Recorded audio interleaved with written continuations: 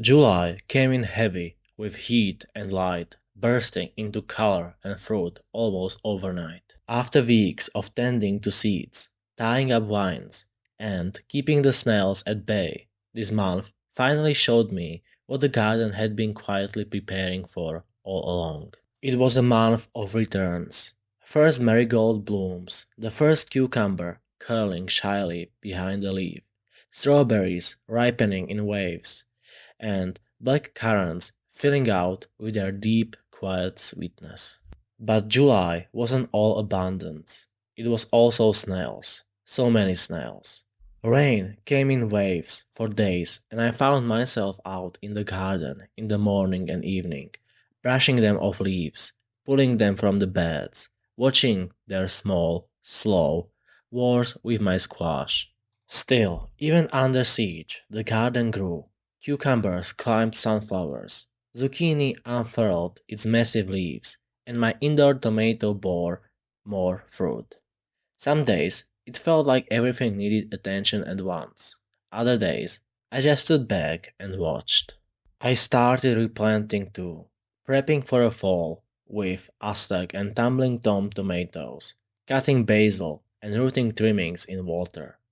I begin to think forward, past the heat, towards the slower months when the garden comes inside again. And then, slowly, something shifted. The tomatoes on the windowsill stopped flowering. They didn't die, but they were done. On July 30th, I harvested the last green and red fruit from those dense, tangled plants, nearly 4 kilograms in total since spring, and cut them down. 23 plants, 3 windows, 1 season. It was time. So I cleared the pots, I replanted, I started again. This update is long because July was long. It sprawled, it pulsed, it asked a lot. And I want to show you all of it. Not just the perfect harvests, but the sticky mornings, the snail hunts, the spiders and bees, and fading leaves and bursting fruit. This is everything that happened in July. Let's begin.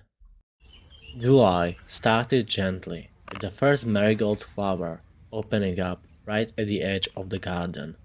And on the same day, another milestone, I spotted the very first cucumber forming on the vines. It's still small, but healthy and firm, and seeing it grow after all the early setbacks with snails and transplant shock is deeply satisfying. It's attached to one of the cucumbers I planted a few weeks ago next to the sunflowers, which they've been using as a natural trellis. A couple of days later, on July 3rd, I went out for a small harvest. The strawberry plants are slowing down a bit now, but I still managed to pick a handful of berries. Just a few black currants too. Nothing major, but enough to feel connected to the garden's rhythm. These small harvests are humble, but they are part of what makes this process feel alive. You're not just managing the space, you're participating in it. Back home, I waited the day's harvest, 30 grams of strawberries and 35 grams of black currants. These are modest numbers, but I've learned not to judge the garden by the volume alone. Sometimes a few grams can taste better than an entire supermarket box. By July 5th, the garden was starting to change more noticeably. You can feel the shift. Things are finally pushing upwards and outwards. The cucumbers are climbing. The strawberries are sending out runners. The squash plants are spreading their leaves and slowly building up to bloom. Even the sunflowers, which started so small and unassuming, are now nearly my height. There's a calm kind of chaos in the beds right now. Everything is growing at once, overlapping and tangling, but somehow still working together. On July 6th, I went back to check on the black currant bush and strawberries. The currants were starting to ripen more rapidly, and I picked another handful, this time a bit darker and sweeter. The strawberries are clearly entering a bit of a resting phase, but I still managed to collect a few more. It's probably one of the last small flushes before they fully slow down. And here's the second harvest of the month. 24 grams of strawberries and 39 grams of black currants. It is not a lot, but honestly I don't mind. This is what early July looks like in the garden. Steady, humble, and quietly abundant. We are still at the beginning of summer's fullness, and already the garden is giving something back. Later that day, I turned my attention back to my loyal little tomato patch growing along the windowsills. I started with the middle window. It's the brightest spot, and the plants there always seem to ripen first. And then I moved on to the second window. This one gets a bit less light in the afternoon, but the plants here have always been vigorous.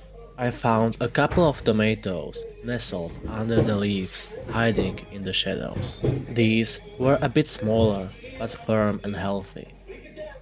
Finally, I checked the third and the last window, the most shaded and slowest to grow. These plants have always lagged behind a bit, but they are fighters. Today, I found just a few ripe ones. Not many, but each one felt like a small gift.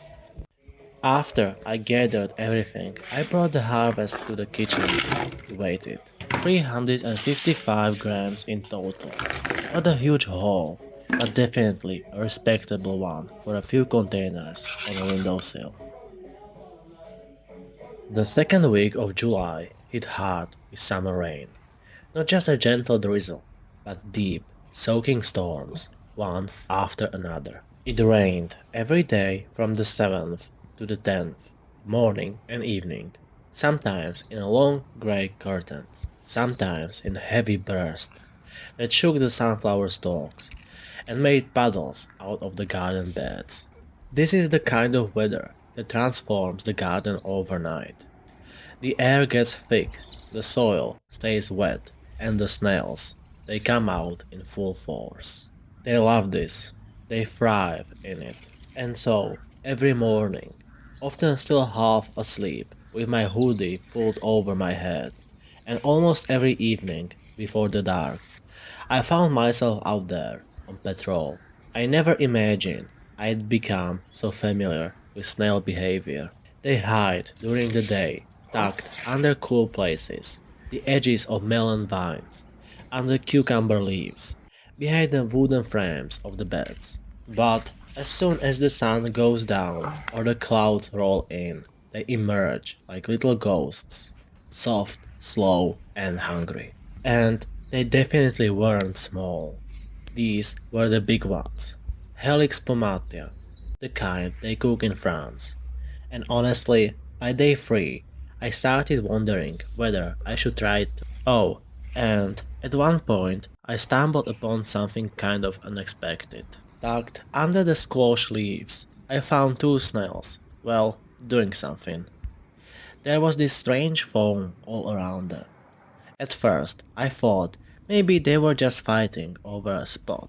But no, I'm pretty sure they were breeding. I mean, it is the time of the year, so yeah.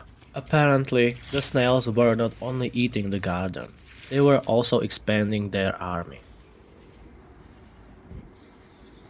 After several days of non-stop rain and nightly snail patrols, the weather finally cleared up on the 11th.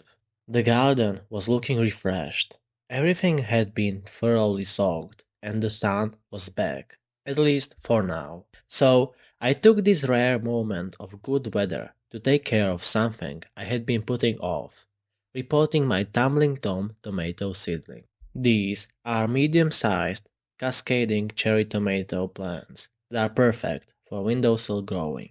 I've been raising them indoors from seeds for a while now, and it was definitely time to move them into bigger pots. Their roots were already outgrowing their starter cups, and I wanted them to establish themselves properly before autumn comes around.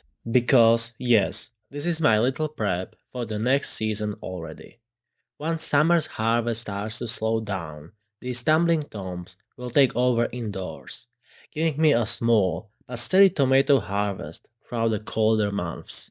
On July 12th, I focused mostly on tending to my windowsill crops, and I also started a small propagation experiment. The tomatoes on the windowsill were doing really well.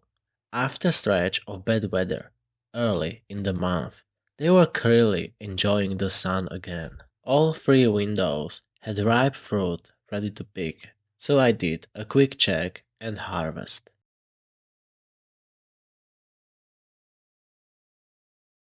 That's a Altogether, satisfying. I collected 244 grams. Not bad at all, considering how late it is in the season for these plants. After that, it was time to check on my basil. I kept a few basil plants growing right next to the tomatoes. And, as always, regular pruning is key. I trimmed off the tops again to keep them bushy and prevent them from going leggy or flowering too early. But this time I decided to take it a step further and try propagating the trimmings. I took the healthiest looking tops, stripped the lower leaves, leaving only the top two pairs, and placed them in a bowl of water. This helps reduce water evaporation and gives the plantlets a better chance to focus on root development. If all goes well, I'll be able to plant them later and extend my basil harvest even further. July 18th started off again with a snail patrol.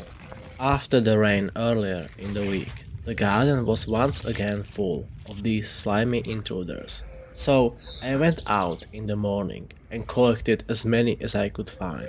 They are relentless this year, but the plants are holding up surprisingly well despite the constant pressure. Once the snails were dealt with, I took a walk around the garden to check on how things were growing. The cucumbers were looking strong and forming well, and the taller sunflowers were finally starting to tower over the rest of the garden.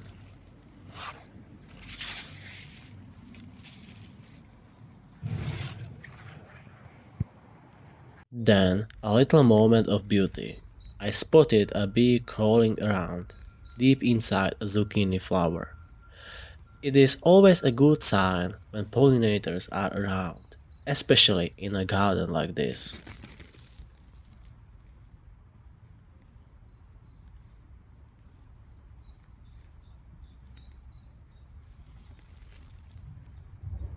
That said, I wasn't going to leave it all up to the bees. I noticed one of the zucchini plants had its first open female flower, and I really didn't want to risk it going unpollinated. Unfortunately, the male flowers weren't quite open yet, but one of them was just starting to peel. So I took off a bit of a gamble. I cut it off, peeled it back gently, and used it to hand pollinate the female flower. It might not be perfect timing, but in my experience, this usually works.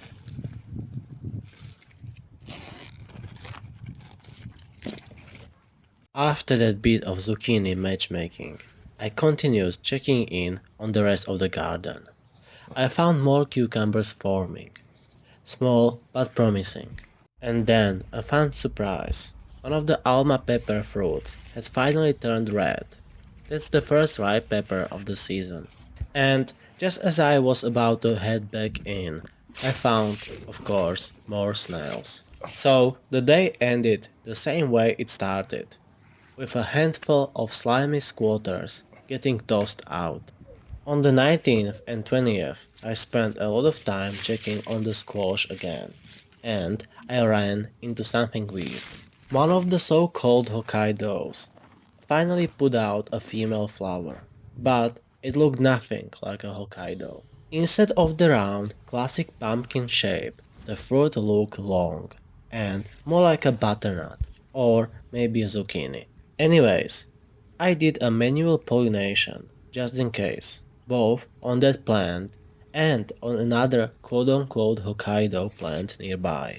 Whatever they are, I'd like them to actually grow. Then I did a quick little harvest. Just 27 grams of black currants and 38 grams of strawberries. I also picked one small green copia pepper and a ripe alma pepper. Over at the pumpkin corner, the giant pumpkin is doing its thing. The vine is sprawling and vigorous, and now it's putting out male flowers left and right. I spotted the first female flower there too, and, of course, I help it out with some hand pollination, just to give it the best chance of taking. I also spent a bit of time checking on cucumbers, which are continuing to grow steadily. Meanwhile, indoors, the tomato plants on the windowsill are definitely aging now. I checked in on them, and although some fruits are still developing nicely, you can tell that the energy is running low. Some tomatoes are getting much smaller than earlier in the season. I did a harvest anyway and got 222 grams. Not bad, but clearly tapering off. It's kind of a transitional moment in the season. Early summer winding down, but fall crops like pumpkins and peppers just beginning to show their potential. Between the 23rd and 25th, the garden was really starting to show what it is capable of. Of course, I started the morning with the usual ritual, snail patrol. It became a near daily task lately, and even though it's a bit of a chore, it's keeping the worst of the damage under control. I also made sure to continue hand pollinating the so-called Hokkaido plants, even though, at this point, it's absolutely clear they are not Hokkaidos at all. By now, the fruit is too long and too narrow. It's definitely just a regular zucchini, but honestly, I'm not mad about it. The fruit is growing really well, and zucchinis are delicious and versatile. Meanwhile, over in the strawberry patch, I did the first proper harvest again, 103 grams. And then, just a day or two later, I got another haul, 217 grams. This time, they were all plump and ripe. Looks like we are entering the second wave of the season. But the real highlight of this segment was cucumbers. So many cucumbers. I collected 9 fruits in total, including the very first one that started forming in the pot weeks ago. That one didn't grow properly, unfortunately. It kind of stalled, stayed small and stumpy, probably because of the limited space or stress in the pot. But the others were great. I weighted them all together and they came out to the satisfying 2 kilos and 227 grams. Naturally, I had to taste one.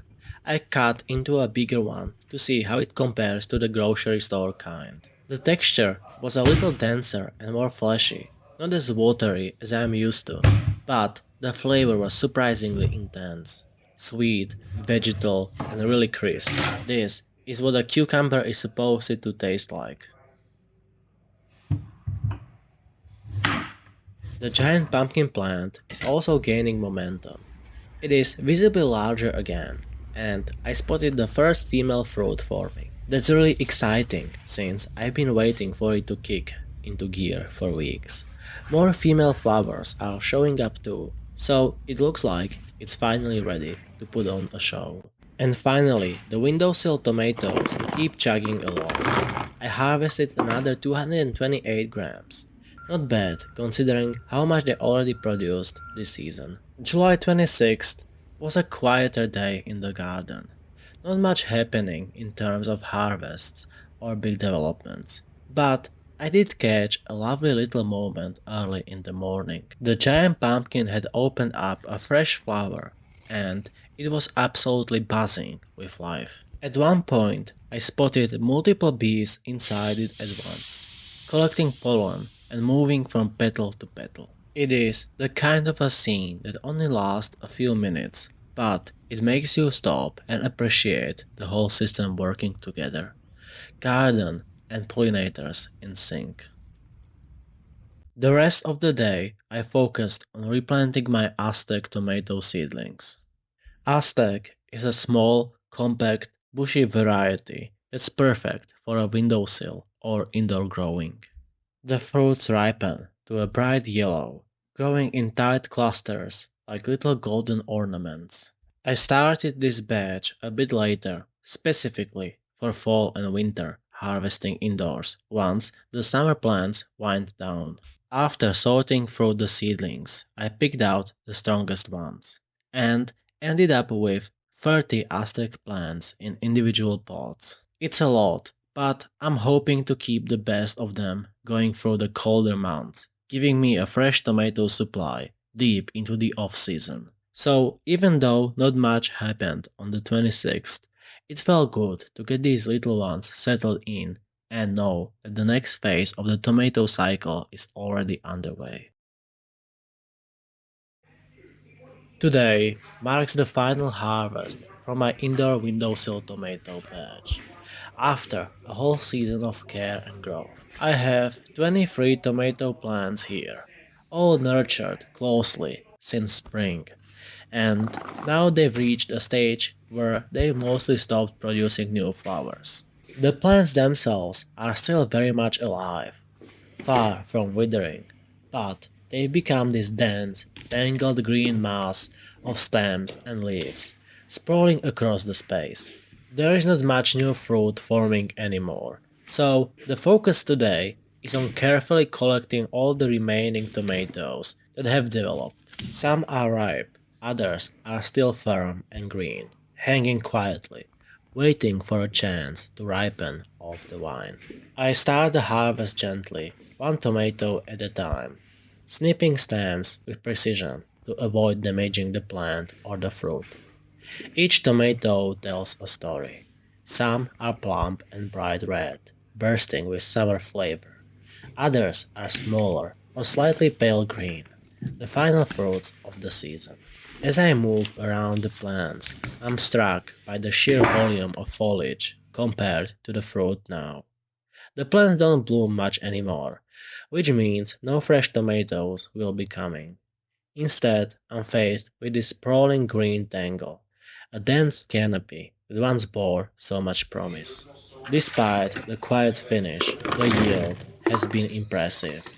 Today alone, the final harvest adds up to 879 grams, almost a full kilogram of fresh fruit that will be enjoyed over the coming days.